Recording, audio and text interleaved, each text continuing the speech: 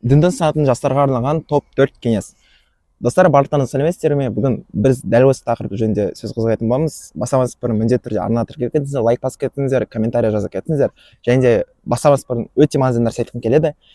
Мен ешқандай имам емеспін. Мен асып тасып жаққан діни білімім бар деп айта алмаймын. Мен бар болғаны руханиятты жақсы көретін адаммын. Және де сол руханият жолында білімімді, сол білімді барынша басқаларға да таратқым келетін адаммын. Сондықтан да егер де қате кетіп жатса, міндетті түрде коммент жақта дұрыстап жіберерсіздер деп ойлаймын. Ендеше кетіп бастаймыз. Біріншіден айтар кеңесім бұл жақсы ұстаз табу. Не үшін жақсы ұстаз табу ол өте маңызды. Қазір ақпарат заманда өте көп жат ағымдар да бар. Яғни көбісі бір теріші қарай ауысып барады. Соны да осындай жерде басқа бір жат ағымдармен бірге кетіп қалмау үшін, дұрыс емес ақпараттарды қабылдамау үшін саған өзіне бір жеке ұстаз міндетті түрде табу керек. Бұл бір. Екіншіден, жеке ұстаз деген қандай? Жеке ұстаз деген ол сенімен кәдімгідей жеке отырып сөйлесе алатын, сенімен консультация жасайтын офлайн түрде. Не үшін? Себебі бізде қазір тағы да айтамын, ақпарат заман. Сен қазір ютубтан, мысалға Сауд Арабия жақтан, тағы да басқа бір шет елдерден шейхтарын көру мүмкін, имандарын көру мүмкін. Иә, олардікі де бәлкім дұрыс болар, алайда олардың өздерінің жеке бір мәдениеті бар. Осыны түсіну керек. Қазақтың жеке бір мәдениеті бар. Олардың айтқан дүниелер біз үшін оғаштау болуы мүмкін, немесе біздің істейтін дүниелеріміз олар үшін оғаштау болуы мүмкін. Сондықтан да бұл жерде арада кейбір түсініспеушілік болып қалады.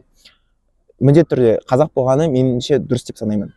Және де қазақ болған күннің өзінде ютубтан емес, бір қандай да уағыздарды көріп алып, иә, ол уағыздар да дұрыс болар, алайда бір уағыздың ішіне бүкіл діни саланы енгіздіру қиын болады ғой. Яғни ол дәрістерге арнайы бару керек. Осы дәрістерді алу үшін, жеке имаммен отырып сөйлесу үшін саған жеке бір жаңағыдай ұстаз міндетті түрде табу керек. Біріншіден, ұстазды қалай табу керек? Жеке мен үшін бұл басты критерий, бұл қазақи дүниетанымды жақсы көруі, қазақи дүниетанымды тануы. Егер де домбыраны харам дейтін болса, егер де тағы да қазақтың басқа бір салт санасына әбден бітісіп кеткен құндылықтарына қарама-қайшы болатын дүние болса, мен ондайды аса бір құптай қоймаймын. Себебі Алла тағала Құранда айтады ғой, біз сендерді ұлт ұлысқа бөлдік, бір-біріне танысын, татуласын деген сияқты. Егер де қазақтың дүниетанымына жат болатын болса, иә, демек бұл аятқа да бұл қарама-қарсылық қой. Домбыраны харам десе, мен енді түсінбеймін, ондайға қатты келісе қоймаймын. Сондықтан да меніңше екінші маңызды критерий бұл қазақтың дүниетанымын жақсы білуі тиіс. Үшіншіден, сен енді иман нұрымен қуат алдың, сен күшті иманды қуаттап алдың.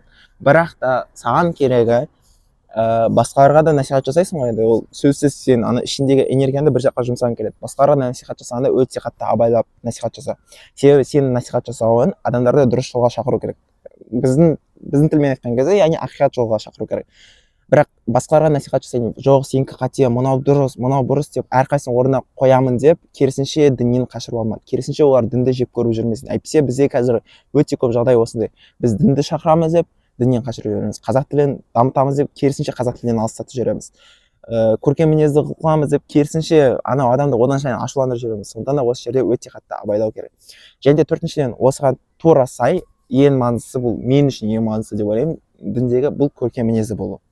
Сен қаншалықты сенімді жақсы білсең, яғни ақида, фиқх деген сияқты нәрселерді жақсы білсең де, ең маңыздысы бұл көркем мінез, әдеп деген нәрсе қалыптаспаса, онда қиын болады. Және де сен егер де көркем мінезді болатын болсаң, сенің артынан да адамдар саған ілесе бастайды, сені жақсы көре бастайды.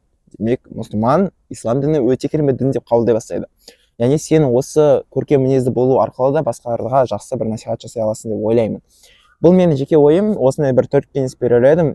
Сіздер қандай кеңес берерсіздер, комментке жазып кетіңіздер. Және де егер де видео пайдалы болса, онда сіздер де комментке жылы лебіздерін жазып кетсеңіздер, бұл мен үшін өте қатты қуанышты хабар болар еді.